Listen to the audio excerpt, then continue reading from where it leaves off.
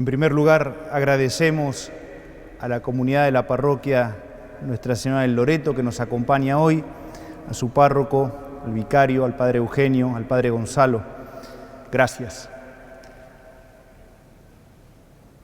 En el Evangelio de hoy comienza diciendo que Jesús, después de la multiplicación de los panes, se queda rezando un rato muy largo, porque incluso dice que al atardecer todavía estaba solo.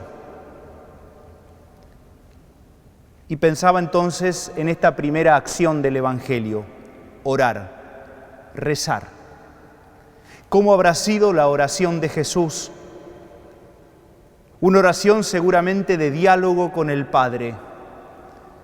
Una oración en la que Jesús le habrá abierto el corazón a Dios y le habrá contado de todas las emociones que significó la multiplicación de los panes. La preocupación primera porque eran más de 5.000 y no había más que 5 panes y 2 pescados. Le habrá contado del milagro que hizo él, pero también le habrá contado en la oración del milagro que hizo la gente, que fue ni más ni menos que compartir. Me imagino que también Dios habrá tenido su palabra para compartir con Jesús y habrán disfrutado de ese momento a solas. ¿Por qué detallo esta primera acción, rezar, orar? Porque creo que en nuestro mundo tan alocado, con un ritmo tan agitado, es sano tomarnos a veces el tiempo para estar a solas con Dios. Pero para estar a solas con Dios, no en un monólogo en el que hablamos, cantamos, leemos oraciones y Dios está como diciendo: a ver cuándo me dejas meter cuchara, sino en un encuentro, y en un encuentro como si fuese el encuentro con un amigo, uno sabe hablar pero también sabe escuchar y rezar cada uno a su manera. Jesús ha tenido su modo, pero cada uno de nosotros puede tener el suyo y todos son válidos. Lo importante es saber que la oración es encuentro, que la oración es diálogo, que la oración es la posibilidad de abrir mi corazón y compartirle al Señor lo que me pasa, y que en el silencio, así como en la brisa de la primera lectura, está la voz del Señor. Siempre cuento la experiencia cuando alguno de mis hermanos más chicos desarmaban un juguete y se lo llevaban a mi papá y le decían: papá, ¿me lo armás? Y mi padre con santa paciencia le volvía a armar el juguete. Entiendo que el vínculo con Dios en la oración puede ser parecido. Llevarle al Padre del cielo los pedazos de nuestra vida, los pedazos de nuestro corazón y decirle: papá, ¿me lo armás? Les propongo que nos podamos tomar un tiempo, quizá en esta semana, para estar a solas con Dios, para descansar el corazón, en casa, en el colectivo, en algún templo, pero darnos la posibilidad de dialogar y encontrarnos con Él, llevarle los pedazos de nuestra vida y decirle: papá, ¿me lo armás? La segunda acción, caminar sobre el agua. No es un detalle menor, porque el agua en aquella época significaba el mal. Había fantasías en aquella época de que en el fondo de los mares vivían monstruos que se tragaban a los barcos, porque había muchos naufragios. Y no era común que la gente supiese nadar, con lo cual también había mucha gente que se ahogaba. Y se creía entonces que las fuerzas del mal vivían en el agua. Cuando hoy Jesús camina sobre el agua, de algún modo está diciendo cuánto es su poder sobre el mal. Y entonces podríamos pensar si realmente tenemos la fe de creer que nuestro Dios es un Dios poderoso, un Dios que puede con las fuerzas del mal que a veces en nuestro mundo parecen triunfar. A veces las fuerzas del mal, de la corrupción, del narcotráfico, de la venta de armas, la guerra.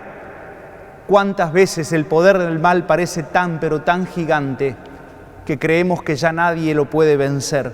Y hoy nuevamente el Señor nos invita a confiar en Él y con el poder de Dios camina sobre el agua.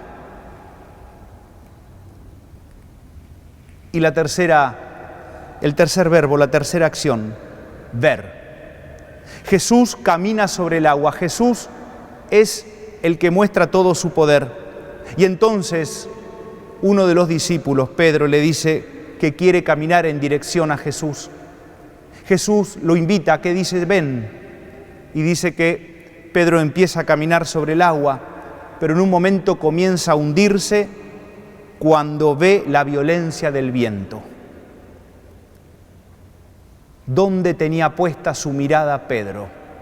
La tenía puesta en la tormenta, la tenía puesta en el viento, y entonces se comienza a hundir. Su mirada no estaba en Jesús. Estamos hoy viviendo un domingo de elecciones. Podríamos preguntarnos si igual que esa barca, nuestro país también está viviendo en la tormenta. Si igual que esa barca, nuestro país también está sacudido por las olas. Y estamos todos llenos de temor, como aquellos discípulos. Pero también podríamos pensar si es que no nos estamos hundiendo porque no estamos teniendo la mirada donde la tenemos que tener. Pedro puso su mirada en la tormenta y entonces se comenzó a hundir. ¿Será que nosotros no tenemos puesta la mirada en los más pobres? ¿Será que nosotros no tenemos puesta la mirada en la educación como instrumento que nos puede sacar de la pobreza más dura? ¿Será que nosotros no tenemos puesta la mirada en el trabajo como gran ordenador social? ¿Será que tenemos puesta la mirada en las luchas mezquinas de poder? ¿Será que tenemos puesta la mirada en la corrupción? ¿Será que tenemos puesta la mirada en la grieta y entonces creemos que el otro siempre es mi enemigo porque piensa distinto? Y por eso nos seguimos hundiendo. Quisiera hoy entonces pedir por nuestra Argentina, orar, la primera acción, recemos mucho por nuestro país. La segunda, caminar sobre el agua, volver a renovar nuestra fe en el Dios de la vida, en el Dios Todopoderoso, que puede contra toda forma y fuerza del mal, aunque no parezca. Y ver que nuestra mirada no esté puesta en otra cosa que no sea en los más pobres, en la fraternidad, en la solidaridad, en la educación y en el trabajo. Quizá así, poniendo nuestra mirada y nuestra atención donde corresponde, igual que en aquel evangelio, el viento se calme y lleguemos a la otra orilla.